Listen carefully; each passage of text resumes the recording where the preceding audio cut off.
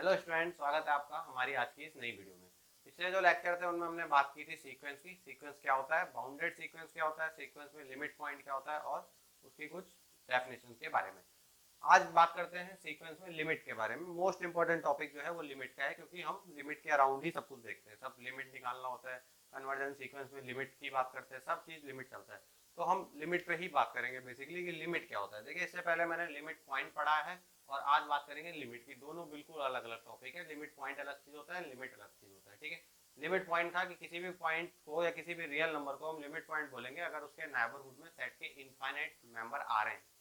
ठीक है, ये नहीं बोला कि बाहर कितने हैं या और बाकी कितने आ रहे हैं, ये नहीं बोला। सिर्फ इतना बोला कि वन के अराउंड देख लो, अगर इनफाइनाइट आ रहे हैं तो फिर वन लिमिट पॉइंट है। जैसे तो जो सीक्वेंस लिया था -1 और 1 वाला, जिसमें -1 1 -1 1 -1 1 ये रिपीट हो रहा था, तो हम वन को भी लिमिट पॉइंट ले रहे हैं और -1 को भी ले रहे हैं। ऑब्वियसली वो है, क्योंकि वन के अराउंड अगर आप देखेंगे छोटे से छोटा इंटरवल, तो सेट उस सीक्वेंस के इनफाइनाइट मेंबर आए उसमें, भले वो वन ही इनफाइनाइट बार आया लेकिन आए। ठीक है, अब हम बात करते हैं लिमिट पॉइंट की। तो देखिए, शुरू करते हैं लिमिट पॉइंट क्या होता है। तो डेफिनेशन लिख रहा हूँ पहले। तो देखिए, a real number L is said to be limit of set of sequence limit of sequence fn if for all epsilon greater than 0 there exists m belongs to natural number such that f of x या f of n minus l का जो mod होगा is less than epsilon for all n greater than equal to m। ठीक है, या greater than m। This is a definition. ठीक है, मुझे पता है जिसने एक्चुअली लिमिट की डेफिनेशन नहीं पढ़ी, ये बिल्कुल भी समझ में आया होगा ये है क्या। ये मैथमेटिकल फॉर्म है एक स्टेटमेंट को बोलने का। ठीक है, मैं दोनों समझा देता हूँ, दोनों का मतलब क्या है। जस्ट स्टेटमेंट समझिए। कह रहा है रियल नंबर l को लिमिट बोलेंगे। लिमिट बोलेंगे कब?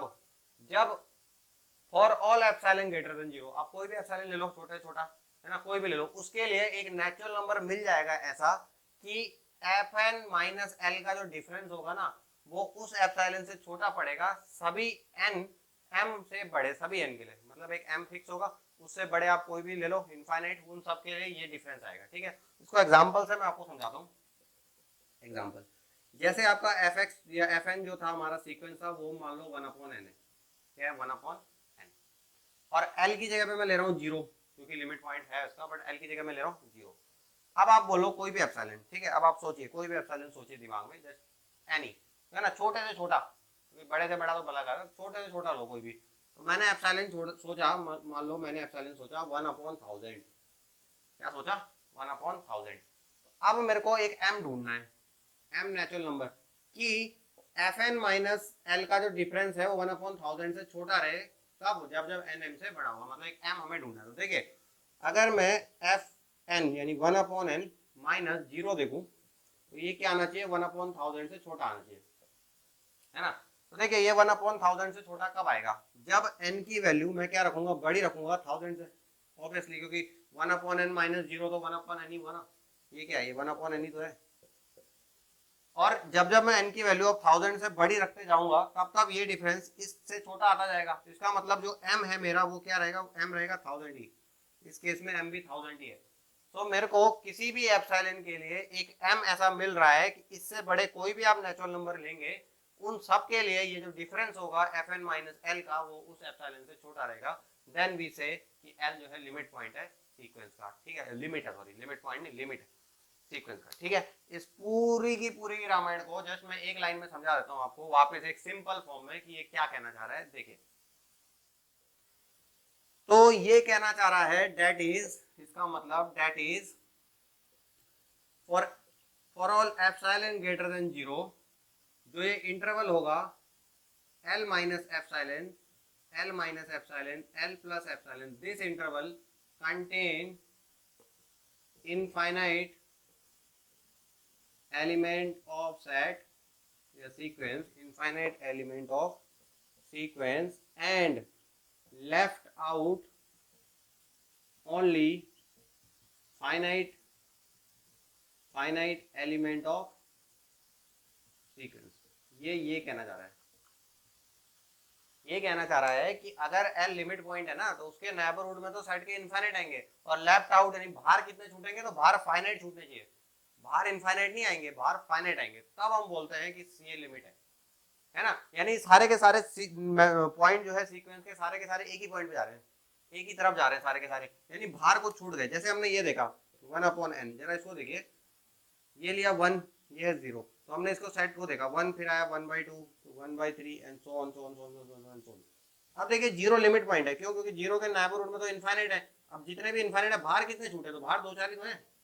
सपोज मैंने एप्सिलॉन लिया 1/1000, तो 1/1000 का जो इंटरवल बनेगा ये वाला 1/1000 1/1000 का इंटरवल, इसके अंदर तो सेट के इनफाइनाइट आएंगे, तो बाहर कितने छूटे, बाहर छूटे 1 से 999 तक, ये तो इधर है ना बाहर, तो फाइनाइट ही तो छूटे, है ना। अब मान लीजिए 1/1,00,000 ले लीजिए, तो 1,00,000 लेंगे तो 99,999 बाहर रह जाएंगे, तो बाहर फाइनाइट है ना। Then this is called limit point, कि अंदर तो सेट में उस एल को लिमिट बोलेंगे कब, जब लिमिट के नेबरहुड में सेट के तो इनफाइनाइट आएंगे, और साथ में ये भी बोला कि बाहर फाइनाइट छूटेंगे, है ना। यानी कि जब हमने पिछला वाला सीक्वेंस लिया था 1 -1 1 -1 वाला 1 -1, इसमें 1 जो है लिमिट पॉइंट है लेकिन लिमिट नहीं है, क्यों? क्योंकि 1 के नेबरहुड में इनफाइनाइट तो आ गए, लेकिन बाहर भी तो इनफाइनाइट छूटे हैं, बाहर भी तो ये -1 इनफाइनाइट बाहर है। तो ये फर्क है लिमिट पॉइंट और लिमिट में।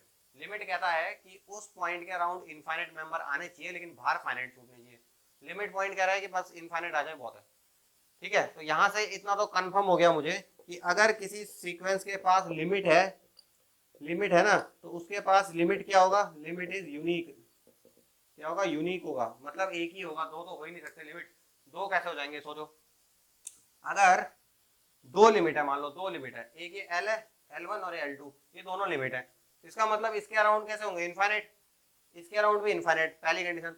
दूसरा वो कह रहा है बाहर फाइनाइट छूटने चाहिए, अच्छा इसके अराउंड इनफाइनाइट है और बाहर तो फाइनाइट ही है ना, तो फिर इसके अराउंड इनफाइनाइट कहां से आ गए, ये कॉन्ट्रडिक्शन हो गया। और अगर इसके अराउंड इनफाइनाइट है और बाहर फाइनाइट है, तो फिर यहाँ पे इनफाइनाइट कैसे आ गए, ये कॉन्ट्रडिक्शन हो गया। इसका मतलब दो लिमिट नहीं हो सकते, दो लिमिट नहीं हो सकते। हाँ, लिमिट पॉइंट दो हो सकते हैं, वो अलग चीज है, लिमिट तो एक ही होगा, ठीक है। तो ये आपको डेफिनेशन देनी है, जैसे डेफिनेशन ये भी वही कह रहा है, दोनों एक ही चीज है, आप नोट कर लीजिए इसको, इसको और इसको, क्योंकि दोनों एक ही बात कह रहे हैं ना। ये भी वही कह रहा है कि ये डिफरेंस जो है छोटा, यानी छोटा कब होगा, जब m ग्रेटर देन m, उसके बाद के, तो मतलब एक m मिलेगा उसके बाद के, तो वहां तक के तो बाहर होंगे, तो बाहर फाइनाइट होंगे और अंदर इनफाइनाइट होंगे। तो ये जो इंटरवल है इसमें क्या होंगे, सीक्वेंस के इनफाइनाइट मेंबर कंटेन करेंगे और बाहर फाइनाइट होंगे। यानी लिमिट तब बोलते हैं जब आपके सीक्वेंस उस पॉइंट के नेबरहुड में तो सीक्वेंस के इनफाइनाइट है और बाहर फाइनाइट है, जबकि लिमिट पॉइंट में इनफाइनाइट आने चाहिए, बाहर कितने छूट रहे हैं इससे कोई फर्क नहीं पड़ता, ठीक है। ओके, आपको लिमिट समझ में आ गया, नोट कीजिए इसको। तो देखिए आगे बात करते हैं हम सीक्वेंस के टाइप्स के, ठीक है। तो आप क्योंकि लिमिट पॉइंट हमने देख लिया और लिमिट भी देख लिया, तो लिमिट के बेसिस पे सीक्वेंस को कुछ टाइप्स में डिवाइड कर देते हैं, जैसे convergent sequence, divergent sequence, oscillatory sequence, ये। तो देखिए जो इंपॉर्टेंट है आपका वो है कन्वर्जेंट सीक्वेंस, कन्वर्जेंट सीक्वेंस, ठीक है। कि कन्वर्जेंट, देखिए नाम से पता चल रहा है कन्वर्स कर रहा है, कन्वर्स का मतलब होता है एक पॉइंट पे आके मिलना है ना, ऐसे कहते हैं ना light wave, light rays converse कर रही है, मतलब एक पॉइंट पे आ रही है, ऐसे सीक्वेंस भी कन्वर्स कर रहा है, एक पॉइंट की तरफ जा रहा है ना। आपका जो सीक्वेंस के टर्म है वो किसी पॉइंट की तरफ जा रहे हैं, जैसे 1/n की बात करी हमने, 1, 1/2, 1/3, 1/4, 1/5 एंड सो ऑन। कहाँ जा रहा है, जीरो की तरफ जा रहा है, कहाँ जा रहा है, जीरो की तरफ जा रहा है, ठीक है। अप्रोच कहाँ है, जीरो की तरफ। देन वी से the sequence is convergent towards zero, हम कहते हैं सीक्वेंस जीरो की तरफ कन्वर्ट कर रहा है। तो कन्वर्जेंट का मतलब होता है कि a sequence is said to be convergent, said to be convergent if limit x tends to infinity an is n, है ना। l, what is l? l is any finite number, any finite number।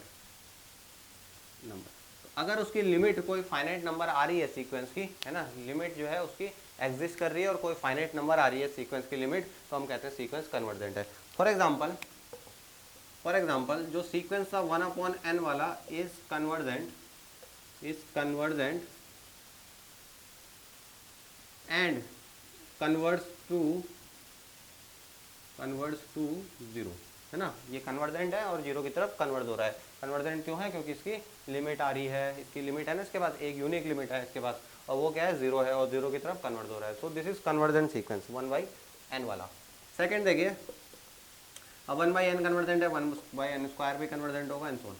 अच्छा, एक ऐसा sequence ले रहा है जो convert नहीं कर रहा है, तो अगर हमने लिया ये वाला a n is equal to 1 if n is odd -1 if n is even, तो ये वाला क्या है, does not converse, does not converse, ये कन्वर्ट नहीं कर रहा है क्योंकि इसके लिए पास क्या नहीं है, लिमिट नहीं है ना, इसके पास लिमिट नहीं है, इसके पास लिमिट पॉइंट है दो, है ना, दो लिमिट पॉइंट है लेकिन लिमिट नहीं है, लिमिट क्या है ही नहीं, तो इसके बाद लिमिट नहीं है इसलिए ये कन्वर्ट नहीं कर रहा है। ठीक है, इसके बाद दो आ गए ना, यूनिक लिमिट नहीं है तो लिमिट एग्जिस्ट नहीं कर रही है, जब दो आते हैं तो लिमिट एग्जिस्ट नहीं कर रही है, तो ये वाला कैसा है, कन्वर्जेंट सीक्वेंस नहीं है। बट दूसरा, अगर एक कन्वर्जेंट नहीं है तो दूसरा होता है डाइवर्जेंट सीक्वेंस। तो देखिए, second is divergent, divergent sequence. तो देखिए, डाइवर्जेंट की अलग डेफिनेशन है ना, डाइवर्जेंट इसमें ऐसा नहीं होता कि जो कन्वर्ट नहीं कर रहा हो तो चलो डाइवर्ट है, ऐसा नहीं है। देखिए, डाइवर्जेंट क्या कहता है, डाइवर्जेंट दो तरीके से होता है, पहला होता है डाइवर्स टू प्लस इन्फिनिटी, और सेकेंड होता है डाइवर्स टू माइनस इन्फिनिटी। देखिए, प्लस इन्फिनिटी कब होगा, if limit x tends to infinity, a n आपका इन्फिनिटी आए तो हम कहते हैं कि सीक्वेंस डाइवर्स कर रहा है इन्फिनिटी की तरफ, और अगर limit x tends to infinity a n minus infinity आए तो हम कहते हैं वो डाइवर्स कर रहा है माइनस इन्फिनिटी की तरफ, और अगर इन दोनों में से कोई एक भी हो जाए तो हम कहते हैं सीक्वेंस डाइवर्जेंट है, सीक्वेंस इज डाइवर्जेंट। अगर कोई एक भी हो जाए, या तो प्लस इन्फिनिटी जा रहा हो या तो माइनस इन्फिनिटी जा रहा हो, है ना, दोनों में से कोई एक भी हो रहा है तो हम कहते हैं सीक्वेंस डाइवर्जेंट है। फॉर एग्जाम्पल देखिए, x n is equal to x, है ना, x n equal to x, या एन ले लेते हैं, चलो एक्स एन इक्वल टू ये a n denoted by n, a n is sequence which is denoted by n. तो एन है, एन मतलब 1 की जगह 1 रखेंगे 1 आएगा, 2 रखेंगे 2 आएगा, 3 रखेंगे 3 आएगा, 100 रखोगे 100 आएगा, 1 लाख पे 1 लाख आएगा एंड सो ऑन, इन्फिनिटी पे इन्फिनिटी आएगा। तो ये कैसा है, ये डाइवर्जेंट है, ये क्या है, डाइवर्जेंट। और अगर बोले कहाँ कौन सा वाला डाइवर्जेंट है, तो this is diverse to infinity, plus infinity पे डाइवर्स कर रहा है। सिमिलरली अगर मैं ए एन सीक्वेंस ले लूँगा जो कि हो जाएगा माइनस एन, तो -1 वाला क्या है, ये भी डाइवर्जेंट है लेकिन ये डाइवर्जेंट टू माइनस इन्फिनिटी है। ठीक है, देखिए बहुत सिंपल चीज़ है, इसमें मैथमेटिक्स जैसा कुछ है नहीं इतना कि आपको कैलकुलेट करना है, आप बस ये देखिए ना टर्म्स कहाँ जा रहे हैं, खत्म बात। अगर सारे के सारे टर्म एक पॉइंट की तरफ जा रहे हैं तो कन्वर्जेंट है, और लिमिट क्या आएगी, वही पॉइंट जहाँ वो जा रहे हैं। अगर सारे टर्म इन्फिनिटी जा रहे हैं प्लस इन्फिनिटी, तो हम क्या बोलते हैं कि सीक्वेंस क्या है, डाइवर्स टू इन्फिनिटी। सारे टर्म माइनस इन्फिनिटी जा रहे हैं तो क्या कहते हैं, डाइवर्स टू माइनस इन्फिनिटी, मतलब सीक्वेंस कहते हैं डाइवर्जेंट को। ठीक है, अब देखिए अगर दोनों ही नहीं हो रहा है, कन्वर्जेंट और डाइवर्जेंट, तब क्या होता है, तो इसको नोट कीजिए फिर बात करते हैं आगे। देखिए, कन्वर्जेंट और डाइवर्जेंट के बाद जो अगला होता है वो है ऑसिलेटरी सीक्वेंस। देखिए, ऑसिलेटरी क्या होगा, ऑसिलेटरी सीक्वेंस होगा जो neither convergent and nor divergent, जो दोनों ही नहीं है वो ऑसिलेटरी है। ठीक है, मतलब जो ना तो एक पॉइंट की तरफ जा रहा है और ना ही इन्फिनिटी जा रहा है, जो दोनों ही नहीं कर रहा, वो क्या है, ऑसिलेटरी है। ठीक है, नाइदर कन्वर्जेंट नॉट डाइवर्जेंट। अब देखिए, ऑसिलेटरी दो टाइप के होते हैं, पहला है ऑसिलेटरी फाइनाइट, ऑसिलेट फाइनाइटली। ठीक है, यानी वो सीक्वेंस जो फाइनाइटली ऑसिलेट करते हैं, तो उनको क्या कैसे डिफाइन करते हैं, देखिए, अ बाउंडेड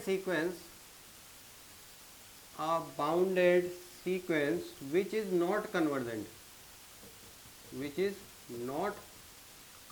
यानी बाउंडेड सीक्वेंस है, अगर बाउंडेड है मतलब वो एक के और के मिल रहे होंगे उनके बीच में, लेकिन कन्वर्जन नहीं कर रहा है, तो ऐसे सीक्वेंस को ऑसिलेट फाइनाइटली कहते हैं, यानी वो फाइनाइट ऑसिलेट कर रहा है। फॉर जैसे एग्जाम्पल फिर से वही हमारा ए एन, बहुत फेमस वाला है ना, a n is equal to 1 if n is even, -1 if n is odd.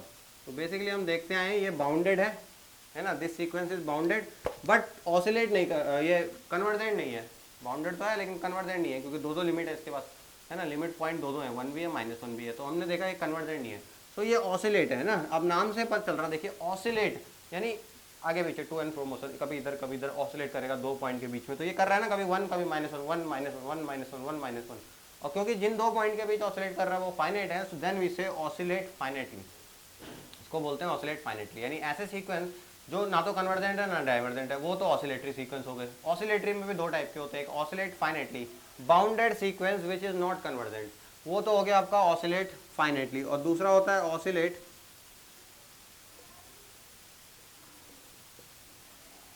Infinitely.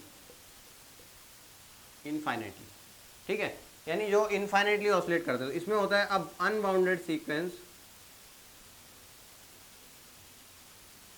Unbounded sequence which is not divergent, which is not divergent, ठीक है। देखिए बाउंडेड सीक्वेंस जो कन्वर्ज नहीं है वो ऑसिलेट फाइनाइट करेगा, अनबाउंडेड सीक्वेंस जो divergent नहीं है वो ऑसिलेट इनफाइनाइट करेगा। जैसे for example an is equal to n when n is even and minus n when n is odd। अब जरा इसको देखिए आप, इसके एलिमेंट कैसे आने वाले हैं, वन पे वो क्या आएगा, वन पे -1 आएगा, टू पे 2 आएगा, फिर -3 4 -5 6 -7 8 एंड सो ऑन, है ना। जब जब ऑड आएंगे तो -n, और जब जब इवन आएगा तो 1। अब देखिए obviously this sequence is not bounded above and below, ना तो बाउंडेड बिलो है ना अबव है, क्योंकि माइनस वाले भी आ ही रहे हैं सारे, तो माइनस की तरफ भी बढ़ रहा है और प्लस वाले की तरफ भी बढ़ रहा है, तो ना तो ऊपर की तरफ बाउंडेड है ना नीचे की तरफ बाउंडेड है। दूसरा ये सीक्वेंस कन्वर्जेंट नहीं है, क्योंकि कोई भी पॉइंट मुझे ऐसा नहीं मिलेगा कि उसके अराउंड इनफाइनाइट मेंबर आ जाए, क्योंकि ये लगातार इंक्रीज कर रहा है, ठीक है, तो कोई मिलेगा नहीं। तो इसका मतलब ये अनबाउंडेड है, और क्या है, डाइवर्जेंट भी नहीं, और डाइवर्जेंट भी नहीं है क्योंकि ना तो ये प्लस इन्फिनिटी जा रहा है और ना तो ये माइनस इन्फिनिटी, तो दोनों तरफ जा रहा है। तो दोनों तरफ जब जाता है और अनबाउंडेड नहीं है तो then it is called oscillate infinitely, यानी कि ये माइनस इन्फिनिटी की तरफ भी जा रहा है और प्लस इन्फिनिटी की तरफ भी जा रहा है। अब देखिए किस तरीके से ऑसिलेट करेगा, जब आप बहुत बड़े एन पे चले जाएंगे, जैसे 1 करोड़ 2 करोड़ 10 करोड़, है ना, ये भी छोटा होता है इन्फिनिटी के सामने, बट मान लीजिए एग्जाम्पल के लिए, तो देखिए अगर आप 10 करोड़ पे हैं तो 10 करोड़ पे क्या आएगा, वो पॉजिटिव का 10 करोड़, और जैसे ही आप 10 करोड़ 1 पे जाएंगे नेगेटिव का 10 करोड़, तो आप प्लस इन्फिनिटी से माइनस इन्फिनिटी की तरफ जंप करने पे लगे हुए हैं, ऑसिलेट कर रहा है बहुत बड़े बड़े नंबर पे, प्लस माइनस, है ना, वो प्लस इन्फिनिटी से minus infinity, then this sequence is called oscillatory infinite sequence, है ना। हम बोलते हैं ऑसिलेट इनफाइनाइटली, इनफाइनाइटली ऑसिलेट कर रहा है, यानी वो दिस फाइनाइट कब बोलेंगे, जब बाउंडेड सीक्वेंस कन्वर्जेंट हो, ऑसिलेट इनफाइनाइटली कब बोलेंगे, जब अनबाउंडेड सीक्वेंस डाइवर्जेंट ना हो, और सॉरी इसमें भी है बाउंडेड सीक्वेंस कन्वर्जेंट ना हो और अनबाउंडेड सीक्वेंस डाइवर्जेंट ना हो, then this is called oscillate infinitely, ठीक है। तो आज के लेक्चर में हमने पढ़ा कि सीक्वेंस में लिमिट क्या होता है, साथ ही हमने ये देखा कि convergent, divergent and oscillatory sequences क्या होते हैं, ठीक है। आगे के लेक्चर में हम आगे देखेंगे इसकी थ्योरम के बारे में और मोनोटोन सीक्वेंस क्या होते हैं और किस तरीके से उनके साथ डील करते हैं। तब तक के लिए वीडियो के साथ बने रहिए, चैनल को लाइक कीजिए, सब्सक्राइब कीजिए और थैंक यू।